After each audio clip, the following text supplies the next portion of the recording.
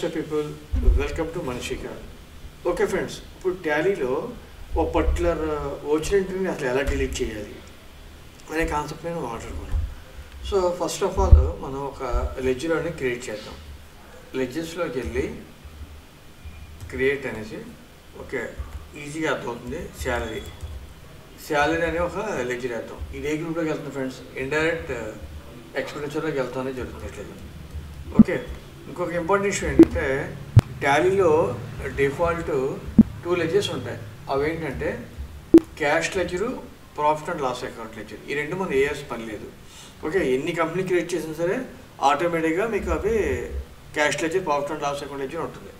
Okay, ఇప్పుడు మనం ఓచినెంట్ ledger వేసాం కదా, ఒక ఓచినెంట్ వేద్దాం. అకౌంటింగ్ వచ్చేసరికి వెళ్ళి so cash account data to salary ఒక 12,000 శాలరీ ఫ్రీ చేసాం. రైట్, అయిపోయింది. సో ఇప్పుడు యాక్చువల్లీ ఇది పొరపాటుని వచ్చినట్టు వేస్తాం, వద్దు అక్కర్లేదాం ఉన్నారు. ఇంకొక ఇంపార్టెంట్ ఇష్యూ ఏంటంటే ఫ్రెండ్స్, ఇక్కడ సపోజ్ ఇక్కడ ఓన్లీ అమౌంట్ మార్చాలి అనుకుంటే మాత్రం డిలీట్ చేయాల్సిన అవసరం లేదు ఫ్రెండ్స్. చిన్న టెక్నిక్ ఉంది.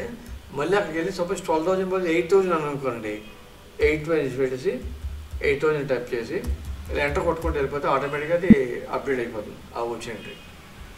ఓకే, మళ్ళీ ఇప్పుడు ఒకసారి చూద్దాం. శాలరీ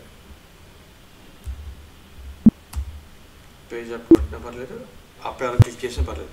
ఓకే, ఇప్పుడు అసలు పాయింట్కి వస్తే మెయిన్ కాన్సెప్ట్కి అసలు ఈ వచ్చిన ఎంట్రీ అక్కర్లేదు, మనం కంప్లీట్గా రిమూవ్ చేద్దాం. సింపుల్గా ఏం లేదు ఫ్రెండ్స్, ఆల్ట్ డి అని ప్రెస్ చేస్తే ఆటోమేటిక్గా మీకు అది కంప్లీట్గా రిమూవ్ అనేది అయిపోతుంది. మీకు కనిపిద్దామన్నా మీకు కనిపించదు. సో ఈ విధంగా మనం టాలీలో ఆల్ట్ డి అని ఉపయోగించి ఆటోమేటిక్గా మనం డిలీట్ చేయడం అనేది ఇక్కడ జరుగుతుంది. ఓకే, మీకు అర్థమని ఎక్స్పెక్ట్ చేస్తాను ఫ్రెండ్స్. మీకు ఏమైనా డౌట్స్ ఉంటే కామెంట్ సెక్షన్లో పెట్టండి, డెఫినెట్లీ మీకు రెస్పాన్స్ ఇస్తాను. Okay, have a nice day.